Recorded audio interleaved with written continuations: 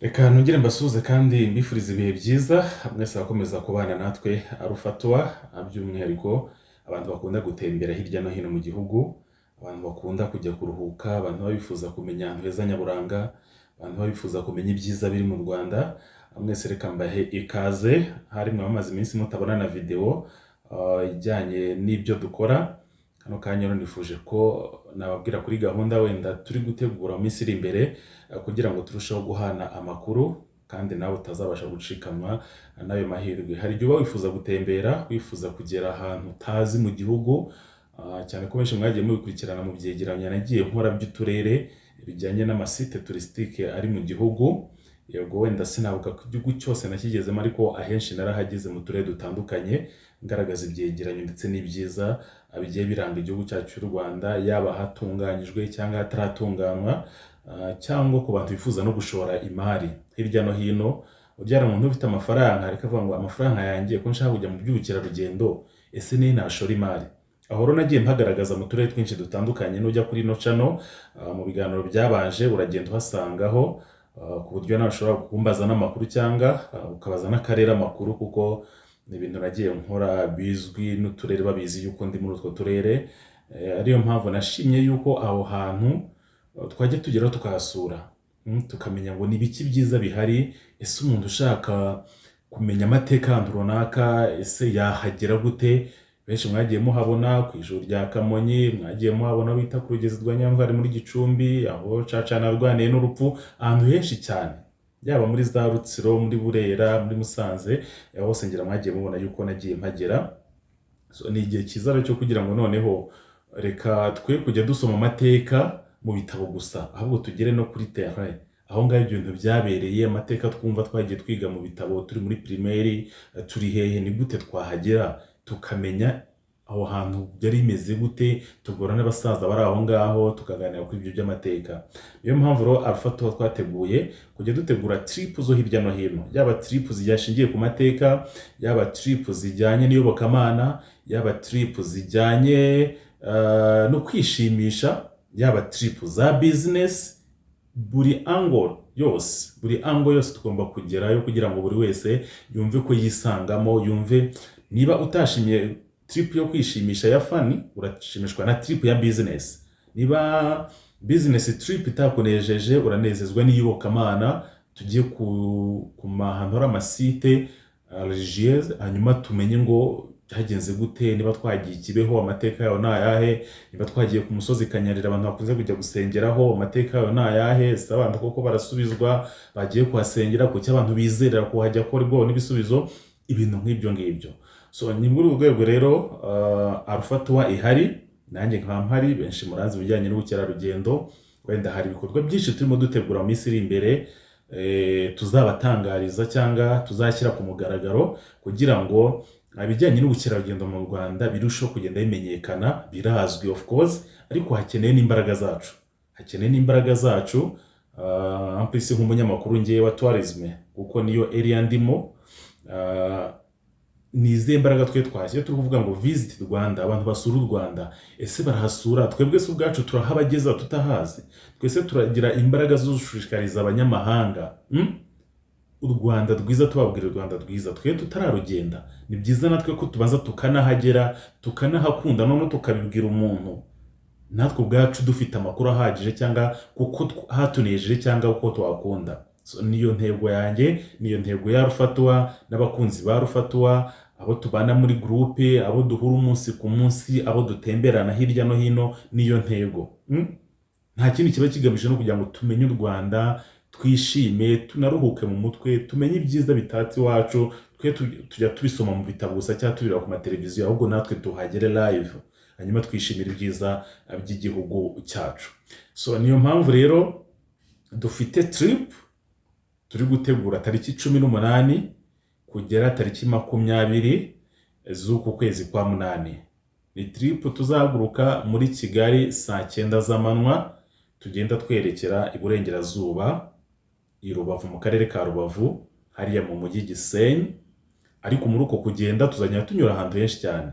Abo tumaze iminsi tujyana cyangwa tumenyeranye kujyana, murabizi ko tuba twateguye amasite tunyuraho tukasura, tuzaca ku ibere rya Bigogwe tuhasure tumenye amateka yaho, dufate amafoto, dukomeze n'Igisenyi, tujye ku mashyuza mujya mwumva ari Rubavu, ese biba bimeze bite, ngo abantu barakira, ngo harimo umuti.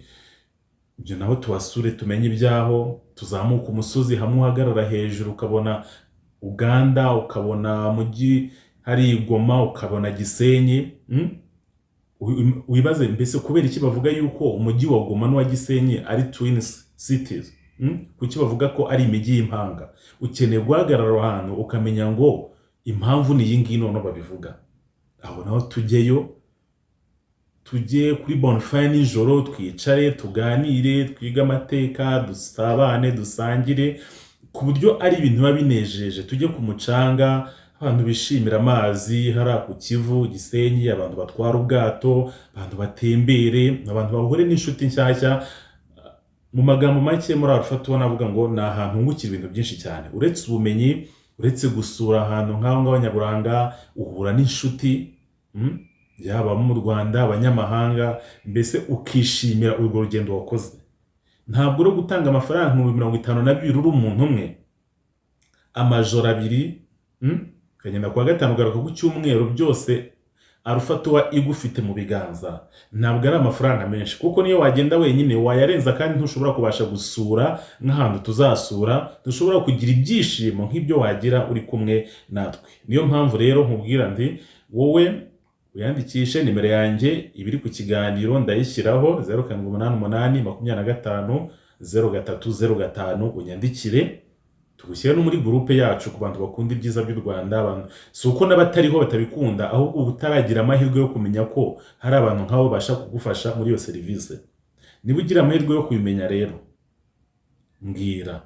Kandi uretse no kuba najyana abantu, naranibabwiye ngitangira Arufatuwa, ndababwira ngo niba ushaka kumenya amateka y'ahantu runaka, nk'ahantu henshi nagiye nsura, cyangwa wenda uri hanze y'igihugu cy'u Rwanda ariko urifuza kumenya amateka y'agace waturutsemo, kagenda nkamenya amateka, nkaganira n'abantu, nkabikwereka byose, uranyandikira tukavugana, hari uburyo njye gukavaringa iyo story cyangwa ngakora iyo short documentary, hanyuma nkagira gute, nkaguhereza link ukongera kwishimira cyangwa ukibutsa aho wakuriye, kibutsa ubwana bwawe. Ibyo byose bigize gute? Ibyo byose birashoboka. Kimwe nuko waba wifuza ko umuterankunga wacu, birashoboka cyane, ni ibintu byoroshye. Cyangwa wifuza gufatanya natwe, icyo gihe uranyandikira, hanyuma tukavugana nabo dukorana, tukareba ko ari ngombwa ko bifite umusaruro, bifite inyungu kugira ngo dukorane nawe, hanyuma tukagira gute, tugakorana. Ibyo ntacyo bitwaye rero.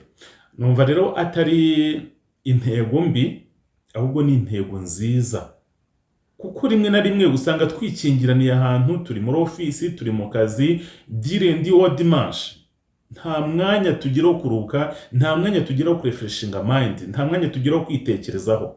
Ni igihe cyiza rero niba ubonye opportunity, niba ubonye abantu bashobora kuba babigufashamo, mugasohoka mukagenda mukishima, join them, bajoininge, wishime, ugende muri weekend, ugaruke kuwa mbere wumva umeze neza, ukomeza akazi kawe. Amafaranga n'ubundi si yagiye kugukiza, amafaranga si yazagira gute, yego yagufasha, ariko none umenya ngo amafaranga uri kwirundanyiza, ukeneye no kuba ufite ubuzima bwiza. Ubuzima bwiza ni iki? Ntabwo ari kwihugiraho mu kazi ngo wumve yuko uri umukozi wa hatari, uri umukozi ukora abantu bakanyemera. Menya ngo bari kukwemera kuko uri gukora cyane, ariko mu minsi iri imbere mu gihe uzaba uryamye hariya, nta wundi muntu uzaba ukureba, nawe ngo bakwemeraga bazagusora rimwe ko ntazaza kabiri. What I mean is this: ukeneye gufata time yawe ukaruhuka. Kuruhuka rero si ukugenda mu buriri ngo uryame. No, hari abantu bibeshya yuko kujya kuryama okay ni part of yo kuruhuka, ariko ntabwo totally ari kugenda mu buriri ngo uryame, ngo ufungure radio ugire gute wumva indirimbo ngo uri kuruhuka. Sano, ukeneye guhindura miliye. Il faut changer la miliye. Uve muri miliye wari urimo ujya ahandi, ujye no kuryama ahandi hantu. Uve muri miliye y'umujyi wumva imodoka n'urusaku, ujya ahantu mu mashyamba no mu bihuru, sibyo, witarure. Ibyo bintu byo bizabasha gufasha mind yawe ikaba refresh, ikongera ikamera neza, ukagaruka muri bya bindi ariko wari umaze iminsi 2-3 hari iyindi location wari urimo itandukanye n'iyo umazemo igihe. So ni ibintu byiza rero, ntabwo mbibabwiriza, nubwo ndi umuterapiste kenshi mbafasha wenda mu bijyanye n'ibyo ngibyo byo gusubiza mind ku murongo, kandi ni n'amahirwe yo tujyanye kuko ari amasession ngenda mvangamo. Rimwe na rimwe dushobora kwibaza ngo ni ibiki, ariko mba nzi icyo biri gufasha umuntu, mba nzi umumaro w'ikintu ndimo ndi gukora. So tujoyininge muri Arufatuwa niba ushaka kwishima, niba ushaka gutembera, ushaka kuruhuka, hanyuma dufatanye kwishimira ibyiza by'u Rwanda. Tujye tubivuga tunabizi, tubivuge tubihagazeho. So murakoze cyane rero, haracyari iminsi, wajoyininga wabana natwe kugira ngo ibintu byose birusheho kugira gute kugenda neza. Murakoze cyane, ndabakunda kandi mukomeze mutere imbere mwishimira ibyiza by'u Rwanda. Murakoze.